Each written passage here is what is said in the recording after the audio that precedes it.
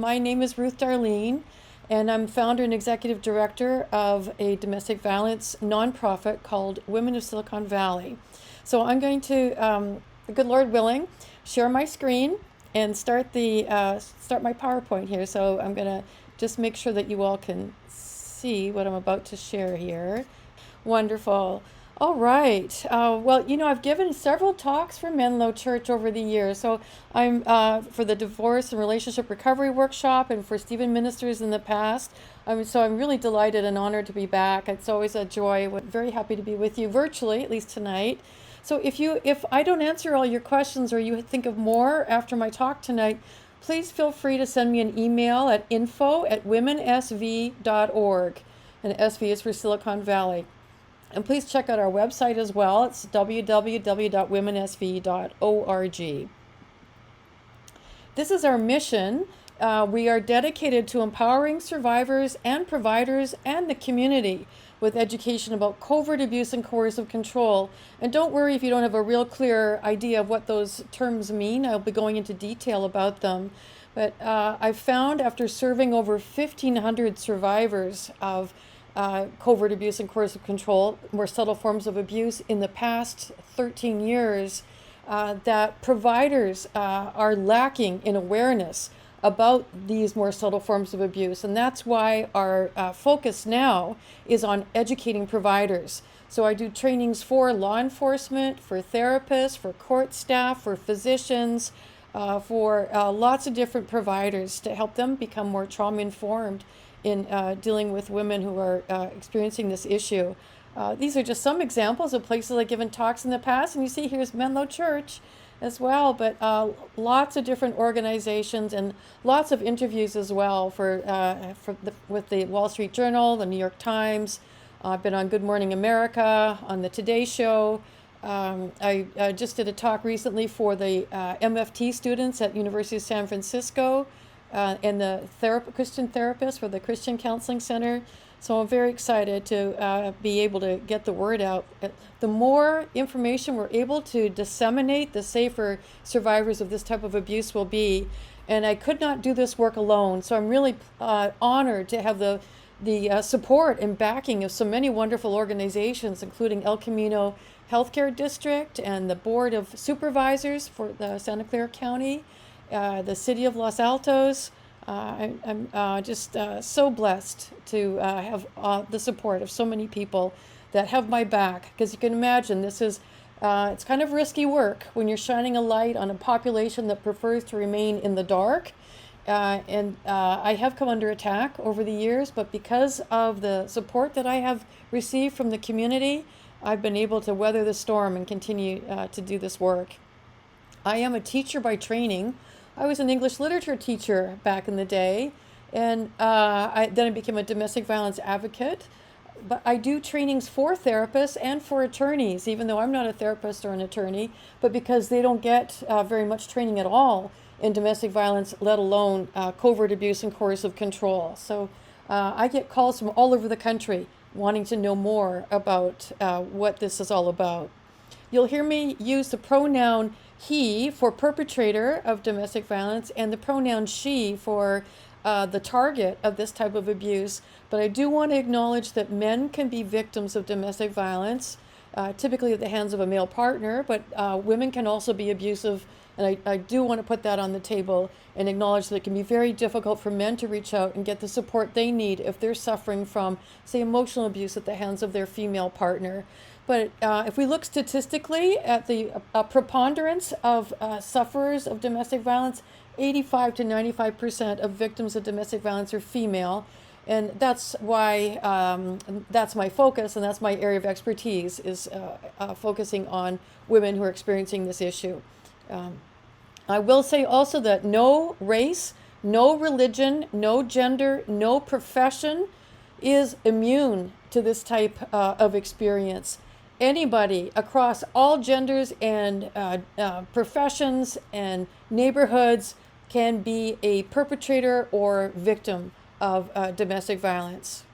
And just WomenSV is donation based, that we run on donations, and we always invite people to support our work because we don't charge a fee for our services. We rely on donations to keep our program going.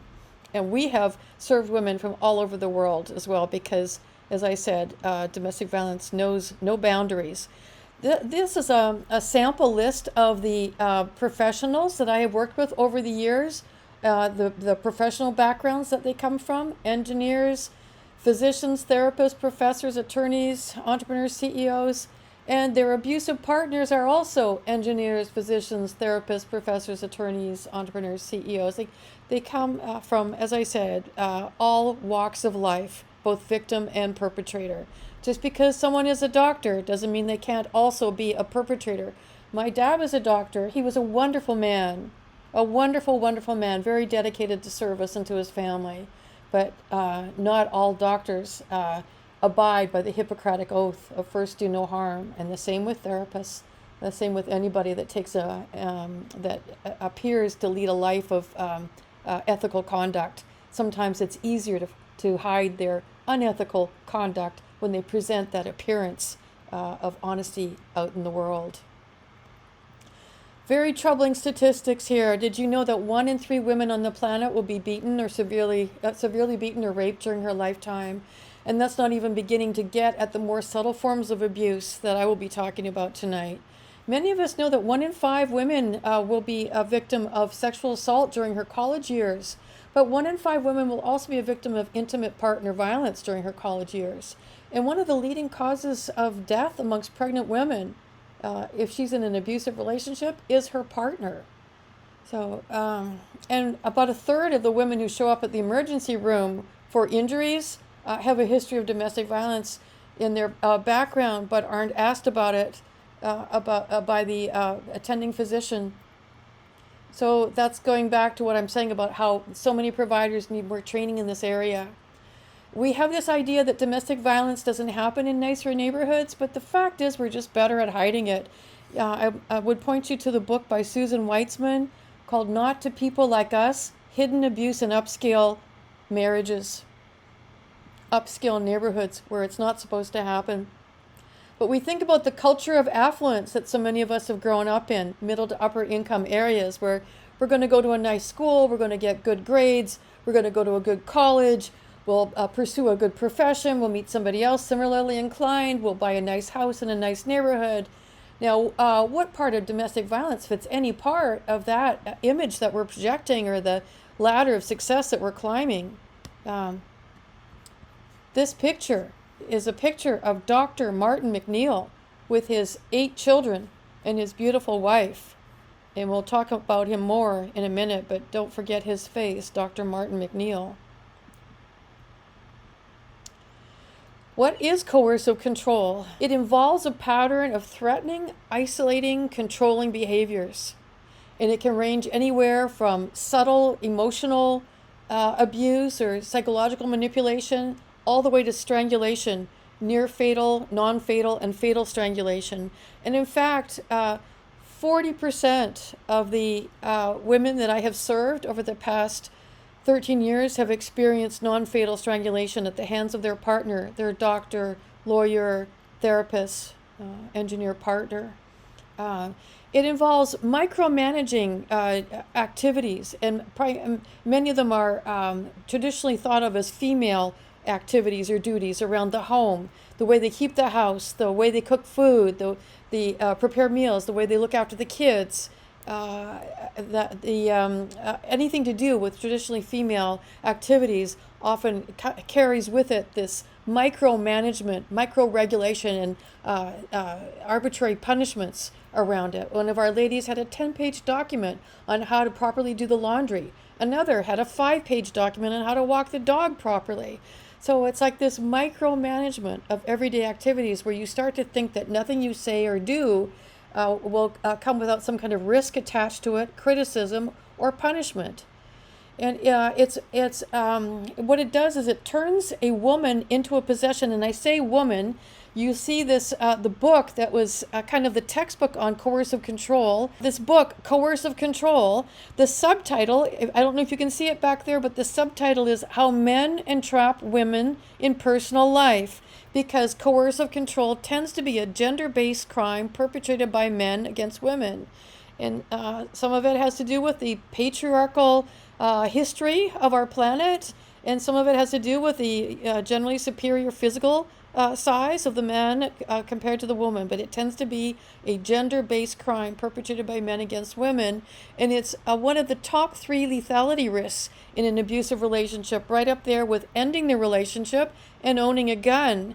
And why ending the relationship? Why is that a lethality risk? It's because she's signaling to her partner that he's no longer in control of her. And abusive relationships, as many of you may already know, are all about control. Evan Stark calls it a liberty crime because it impinges on our fundamental human right to be free and safe in our personal life, in life in general. And I call it a form of identity theft because it robs her of who she was before she got into this relationship, steals her sense of independence, freedom, financial self-sufficiency, a lot of what made her who she was before getting to know this person. And the fundamental dynamics are power and control, which are the opposite of what you find in a respectful relationship. When I show this wheel to survivors, they find it looks very foreign to them because there's nothing that approaches equality in the relationship they're in. And in a relationship where the partners treat each other with equality, it involves non-threatening behavior, respect, trust and support, honesty and accountability, responsible parenting, shared responsibility. Okay, you can cook the meals and I'll look after the income tax and the finances. That seems like good teamwork, and maybe we can switch roles after a while. Financial partnership, making decisions together.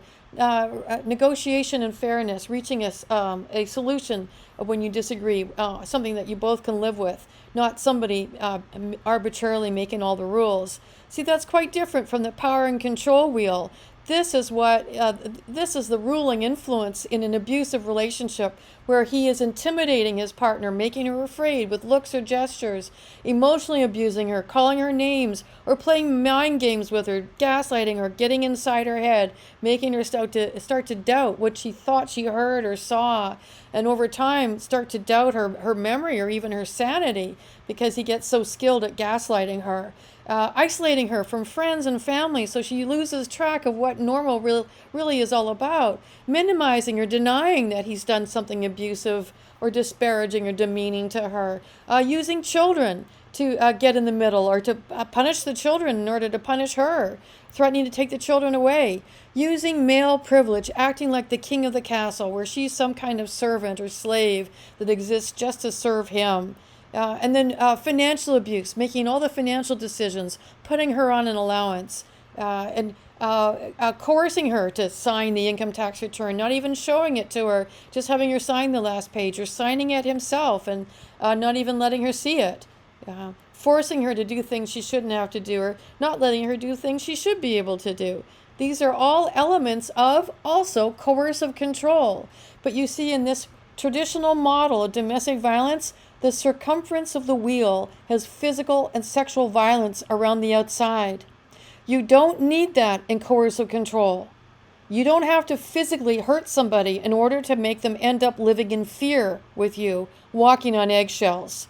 And that's been the missing piece in our legislation and in our law. But happy to say that in California now, we have Family Code 6320, which creates grounds for a restraining order based on coercive control. And it can become a criminal case if that restraining order in family court is violated. So we're making progress little by little. So with all this going on, why don't women just leave? Well, we'll talk more about that later, but Often when an abusive person meets a target, they start off in the honeymoon phase where they're on their best behavior. Anybody can act normal for a couple of hours out on a date, or maybe even for a few days at a time. But it's not till you really start to get to know each other after about a year that you start to see them in many different circumstances. And you don't really start to know somebody until, oh, the car breaks down when you're out on a date, or somebody cuts him off in traffic, or he gets some kind of negative review at work, or she gets sick, or she has to go away on a trip.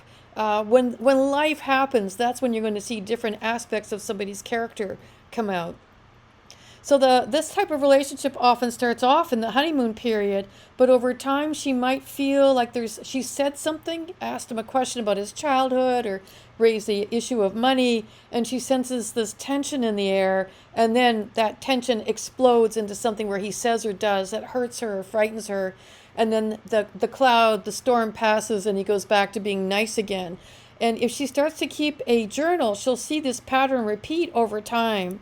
This is one pattern. Sometimes they go from 0 to 60 with nothing in between. They'll be having an innocent conversation around the breakfast table one day, and she'll mention, oh, the dishwasher broke yesterday. And he'll go into a rage and then say, you can't even look after a dishwasher if you can't fix the bloody dishwasher. If you can't fix it, then you can't own it. And she comes out the next day and finds the dishwasher has been taken out of the house. And for the next 20 years, she's doing her own dishes. So sometimes you'll feel this ramping up of tension, but sometimes it just happens out of the blue, and she starts to walk on eggshells because she's never quite sure what's going to set him off, even an innocent conversation. But these are the elements of coercive control, that pattern of threatening, isolating, controlling behavior. It's a form of human trafficking, actually, because it has similar elements: force, fraud, and coercion. The same elements you find in human trafficking. Gender-based, as we talked about, identity theft, liberty crime, and ranges from gaslighting to strangulation. It's basically, if you've seen the movie Stepford Wives, it's kind of like turning her into this robot version of what a wife should be. And why is it a lethality risk? Because when you turn someone into a possession, what is the ultimate right of property possession? Disposal. The right to dispose of it when it starts to cause trouble or is no longer found to be useful, when that resource has been used and used up. That's what makes them dangerous. There is a disturbing trend that's happening across college campuses now, and they're calling it breath play or sexual strangulation. And for those of you who have college-aged kids, it's something to be aware of. When you start to talk to a young person about this issue, you could be accused of, in quotes, kink shaming. But what's very important to know is that strangulation, no matter what room it takes place in, here's the definition of it: impeding the normal breathing or circulation of blood of another person by applying pressure to the throat or neck of that person, or by obstructing the nose and mouth of that person.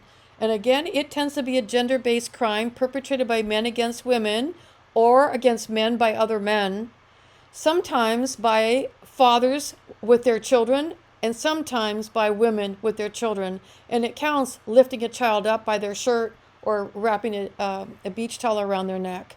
So clothing can become a weapon in that case. But cutting off the flow of blood or oxygen to the brain, that's attempted murder. That's not breath play. And it's never a safe thing to do. And women will sometimes think, yes, he likes to do that in the bedroom, but I looked in the mirror and I didn't see any bruises on my neck, and so I didn't report it. I didn't do anything about it, though the next morning I did have some trouble breathing. And why she was having trouble breathing? Her throat was closing up as a result of internal injury.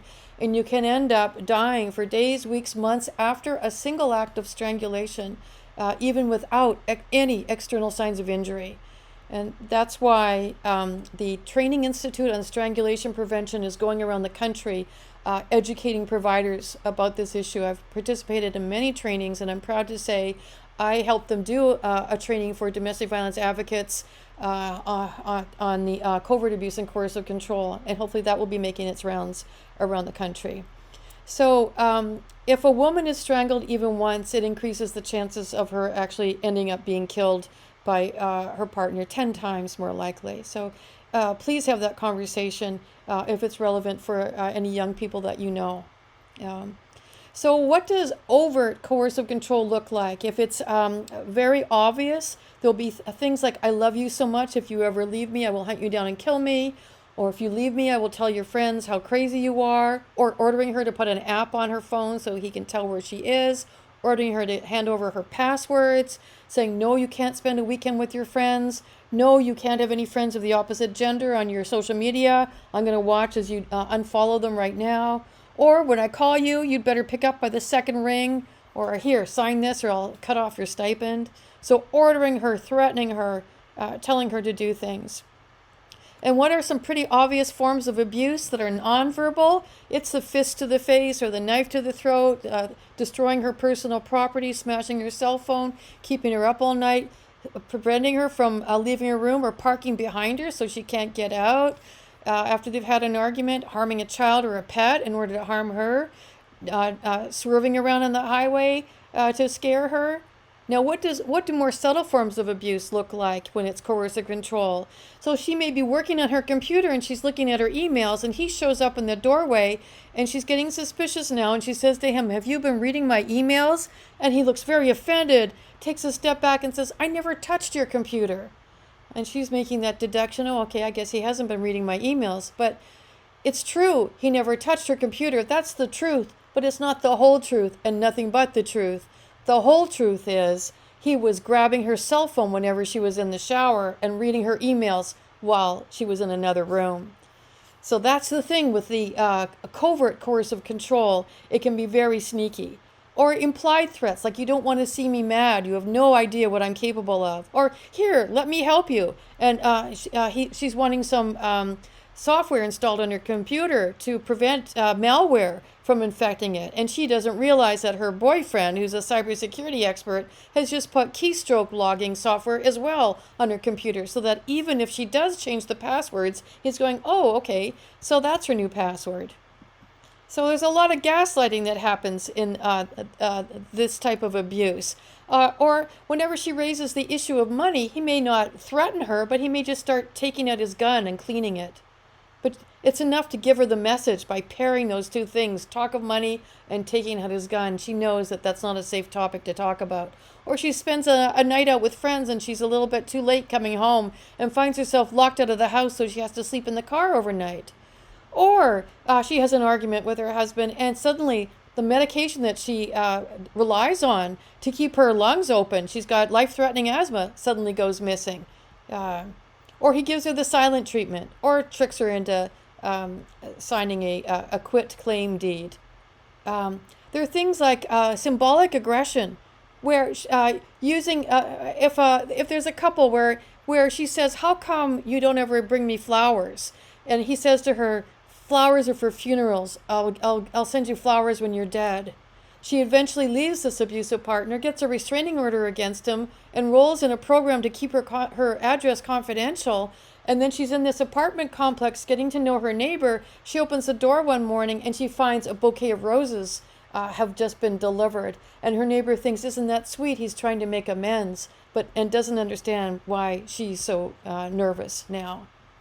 Or the dog whistle, where somebody says to a physician going through the property settlement phase of the divorce, tells his wife, do you know that there's more than 40 ways to kill a woman and make it look like she died from natural causes? So he's not giving her this direct death threat, but she's getting the message loud and clear nonetheless, paired with the property division. So it's one thing for a man on his deathbed to say to his best friend, look after my wife for me, will you? It's another thing for somebody with underworld connections after having just been told by his wife that she wants a divorce to say that same thing to his bodyguard. Look after my wife for me, will you? Do you see how reading between the lines, looking at context is so important with covert abuse because gaslighting is so prevalent getting inside her head, making her question reality. And it's so subtle, starting with grooming and love bombing and checking in. And in the beginning, it looks a lot like love, but over time, you'll see as he's isolating her, controlling her, threatening her, and even accusing her of things he's done. That's called DARVO, deny, attack, reverse, victim, and offender. You'll see that slow, steady downward descent into control.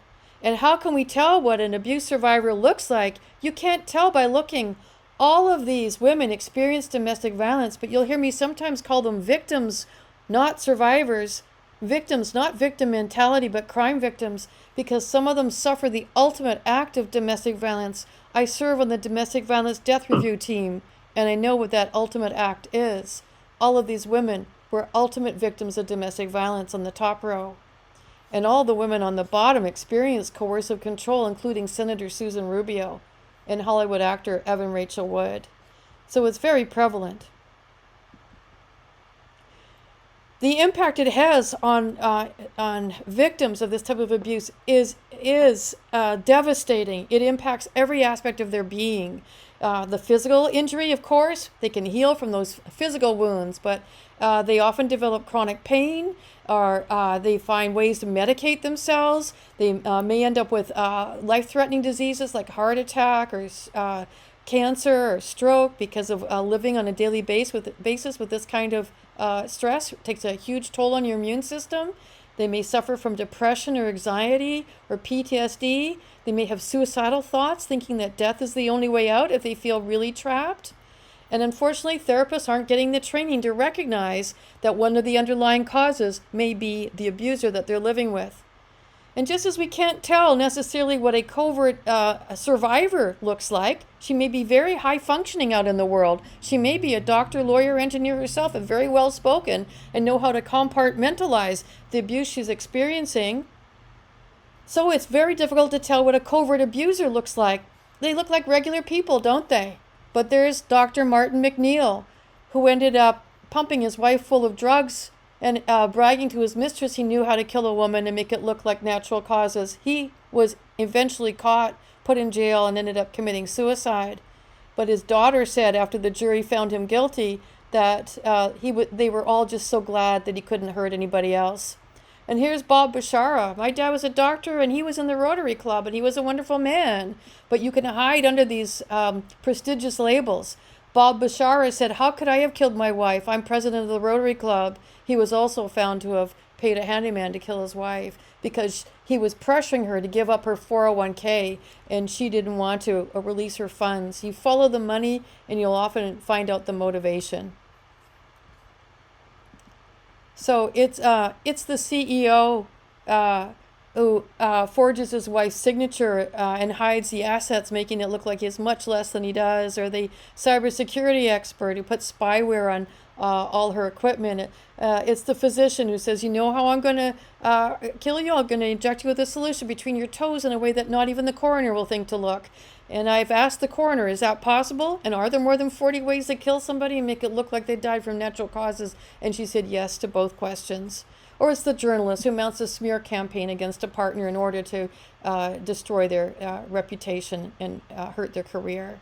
So that's what we're dealing with here. Somebody that lacks a conscience and moral maturity. And sometimes we're dealing with elder abuses as well, financial abuse with in the elderly population, where they end up forcing her to make early withdrawals from her IRA, or they steal her Social Security checks, or if she's got a medical procedure she's got to undergo. In one way, it takes a little longer but is less painful, and the other way, it's quicker but it's more painful. Guess which one he's going to choose? Or withholding meds from her, or siphoning off funds and hiding them from her, isolating her from family and friends, and then pressuring her so that he gets power of attorney, or even tries to go after conservatorship for her, saying that she's suffering from early dementia.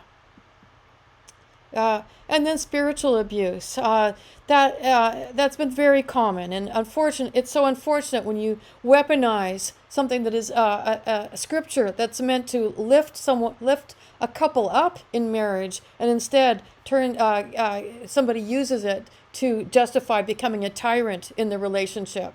And it involves things like not allowing her to have her own spiritual practice, or shaming her or ridiculing her for it, or forbidding her to attend religious gatherings, or to share her faith with her children, or using the Bible to justify abuse, saying you must submit to me. But it's contrary to biblical principles. We look at Ephesians. There is never any permission given in the Bible for a man to treat his wife with disrespect, dishonor, or abuse.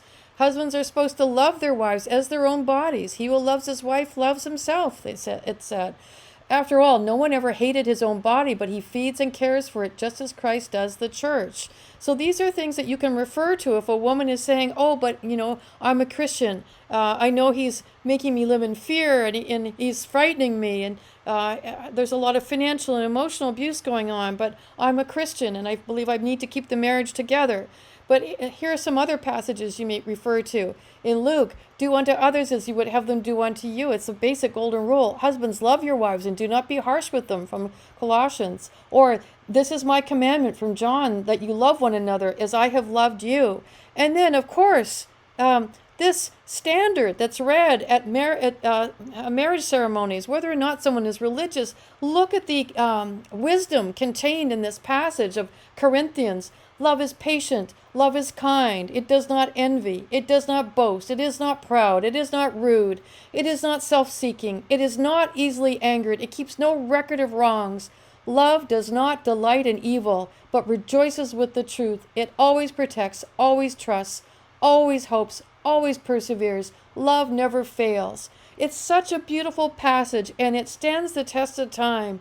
And if we flip that on its head and we look at the opposite of patience and kindness, we find underneath that what abuse is, what abusive behavior is: impatient, unkind, cruel, envious, boastful, proud, self-seeking, rude, easily angered, keeps a record of wrongs, delights in evil, rejoices in lies, always attacks and mistrusts, causes someone despair, and fails their partner miserably. So that's another passage that you can rely on if somebody is struggling with this notion of, I'm feeling like I'm not free in my life anymore. I'm having pieces of my identity chipped away at me. I feel miserable, almost like I don't want to wake up in the morning anymore. But how can I leave? My husband says he loves me.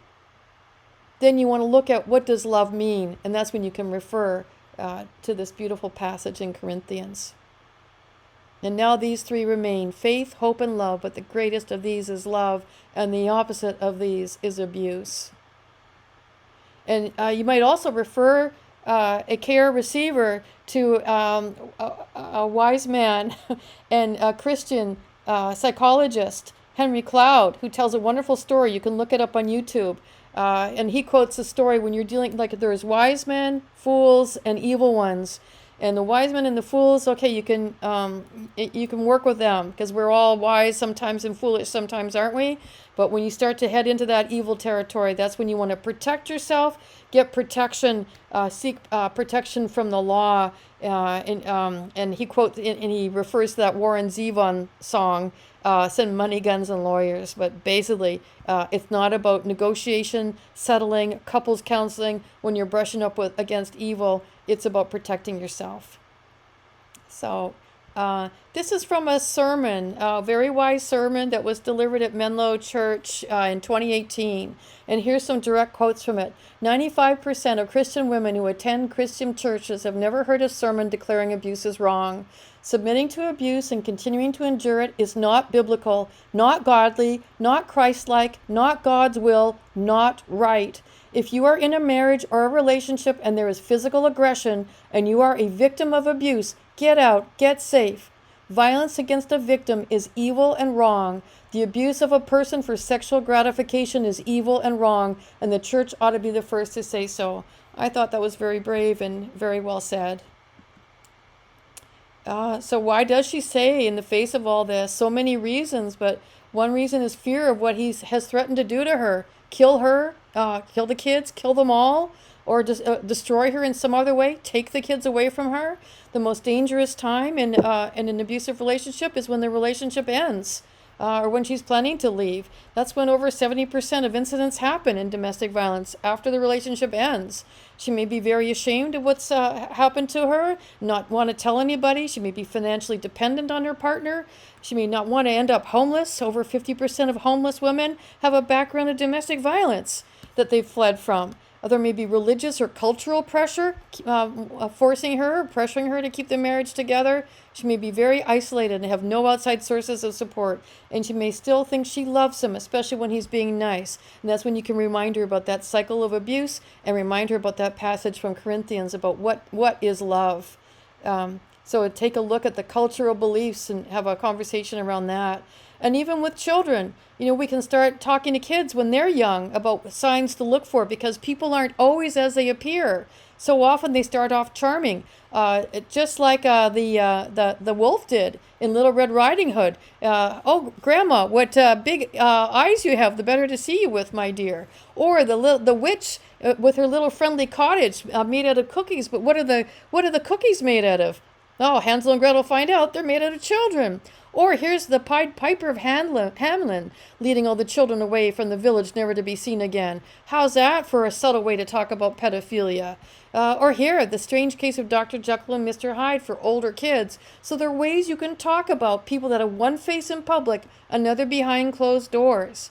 So when you're working with somebody, you could be very attuned, try to be attuned to their physical symptoms. Are they starting to get very upset and distressed when they start to talk about difficult things? Can you just reassure them, let them know that you're there for them, that you'll pray with them? They may or may not find comfort from being hugged. Sometimes hugging can be a trigger, so always ask them before you give them a hug. But let them know you believe them. And if you can lower your voice and slow down the tempo, that's going to be calming. Maybe you can offer them water or ask if there is anything else you can do to make them more comfortable as they're telling their story. Don't interrupt her. Let her tell her story. Just interrupt if you need to clarify. If there's something that's really making you pause and be confused about what happened. Otherwise, let her go. Let her tell her story. Show her empathy and expect there to be gaps or inconsistencies, because the memory does not function well. The hippocampus, which stores memories, goes offline during periods of trauma. So expect there to be gaps in her story. She may have to retell it a few times. And then she may be full of emotion, or she may be very flat in telling her story. Either one of those or anything in between will describe a trauma survivor. But don't judge her. If she feels like you're judging her for continuing to stay or leaving prematurely, you will never see her again. That shame will keep her from coming back for help. So don't judge. Here are some things you can start off by. You can start off saying, "I'm concerned for your safety. I'm concerned for your children's safety. I'm concerned it will only get worse. You don't deserve to be abused. No one deserves to be abused. It's not your fault. You're not alone. I'm here to help you. We can look for other resources together." And then here's some other questions you can ask to get a better idea of what's going on in the way of financial control, or if he's demeaning her or calling her names. And there's you can look this up online. It's called the Danger Assessment. It's 20 questions. And this is a lethality assessment that gets at more obvious forms of abuse, like has he threatened her with a gun? Has he put his hands on her throat? Has he threatened to kill her? Has she left the relationship in the past year? Things that are easy to identify. There's one question here about controlling her daily activities. It's kind of starting to get at coercive control. And another question about stalking. But if she only answers yes to those two questions, she may come away with a kind of a skewed perception of what kind of danger she's in. The police are supposed to do this lethality assessment with every domestic violence survivor, every domestic violence call. They don't always do it, but they should. And the three key questions here are involve use of a weapon against her, have they threatened to kill her, or does she think herself that he might try to kill her? Because there's so much minimizing and denial going on. If she's pierced that, how much danger must she really be in? But if she scores low on that test, it would still be a good idea, if you're sensing coercive control, for her to check out or talk to a domestic violence advocate about something called the Webb scale, the Women's Experience of Battering. And these are more subtle statements that have a range between 1 and 6, where 1 is a big no and 6 is a big yes. And one of them is, I I try not to rock the boat because I'm afraid of what he might do. And then you might ask, was there a time when you ever did rock the boat? And if especially if she says, oh, that's a 6, I agree strongly. You could ask her, well, what was an example? When did you feel like most like that?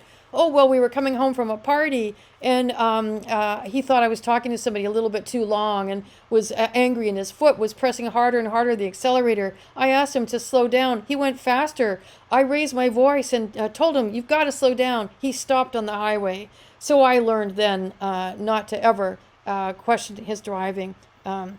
And then, or this other one, he has a look that goes straight through me and terrifies me. Now, because you are Stephen Ministers, I want to pause on this. He has a look that goes straight through me and terrifies me. And I'll tell you, with the 1,500 women that I've served over the past 13 years, so many of them, even if they're not religious, talk about their eyes going black and how it seemed, in quotes, diabolical, satanic, demonic, like his soul had left his body. This dark, deep emptiness. And you see, this was a selfie that this Holmes guy took the night he went and shot up the movie theater and killed so many people. But there's a scientific explanation for it about the pupils dilating. But I'm a woman of faith as well, and we can use the psychological explanation, but the spiritual explanation makes much more sense to me. This type of person has gone over to the dark side, and she is brushing up against evil. And now it's about prayer and protection and gathering all the forces of good around her.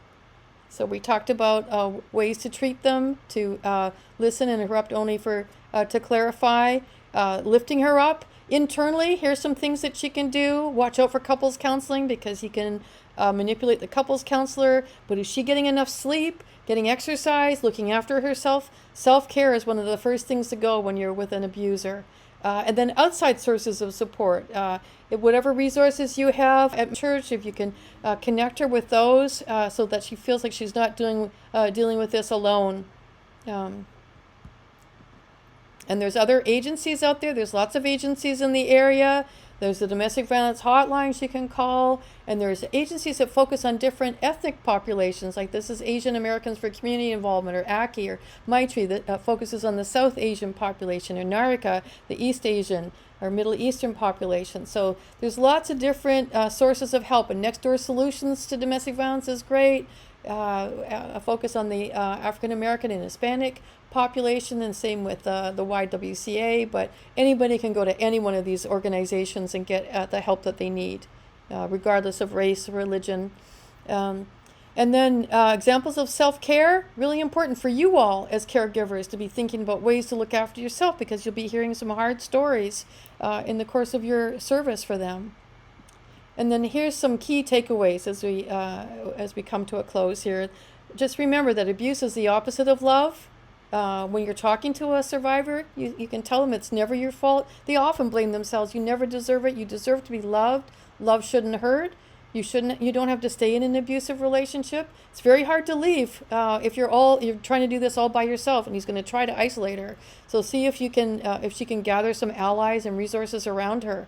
And you can let her know bad things do sometimes happen to good people. She may think, why is God punishing me? No, we live in a fallen world, and evil walks amongst us, even in the Garden of Eden. The Garden of Eden wasn't all Garden of Eden. There was a serpent, and Jesus had Judah to contend with. So there is that evil that walks amongst us. And so it's about appealing to God and our guardian angels and the good people in our community to protect us, so we're not dealing with it alone. But it's better to reach out and talk to a trusted person so she's not having to do it alone. But remember, you can survive this. The human brain has there's a phenomenon called neuroplasticity of the brain. We can always form new neural connections, new neurons in our brain. So that's the wonderful thing about our brain now, is that we can heal from trauma no matter how old we are. Resilience is ordinary, not extraordinary, and it can be learned. So if we can put a name to what's happening, that's covert abuse, that's gaslighting, that's coercive control, that's financial abuse. If we can start to have a vocabulary around it, then we can start to gain power over it. Then if we reach out and tell a trusted person, we know we're not dealing with it alone anymore. We're not crazy like he's trying to tell us that we are, and we can expect to recover just as other people have recovered. And if we're talking to young people, we can reassure them that this too shall pass. We can learn from negative examples. Even if you're growing up in a home where you're seeing the way dad treats mom or the way mom treats dad, you can decide to do things differently. You can find meaning in the trauma that you're experiencing. You don't have to become the thing that you fear or hate. There's 3 roads, young person, that you can go down. One is becoming what you saw, becoming abusive. One is getting involved with somebody that is abusive towards you. But the third is learning from what you have suffered and saying to yourself, I will never inflict the kind of pain on another person that I've experienced myself. I know what it's like to be hurt by that type of abuse. I'm going to have more love, more compassion for the people in my life because I know what it is to suffer. So that's the bottom line here, that just as abuse is a learned behavior, so is love. Hi, everybody. Ruth here from WomenSV. I just want to thank you so much for your support over the years. Because of everything that you've done to keep our program going, we've made such progress in the area of education. You know, I was a teacher before becoming a domestic violence advocate, and I still believe when it comes to domestic violence, covert abuse, coercive control, the best form of intervention is education. And the best form of prevention is education. The more we know about more subtle forms of abuse, the easier it is to protect ourselves from it and to stay safe. So I've been doing a lot of work with law enforcement and therapists and faith leaders this year, doing a lot of trainings for them. And it's because of your support that I'm able to continue to do this work. So please keep WomenSV, keep this work going so we can spread the word.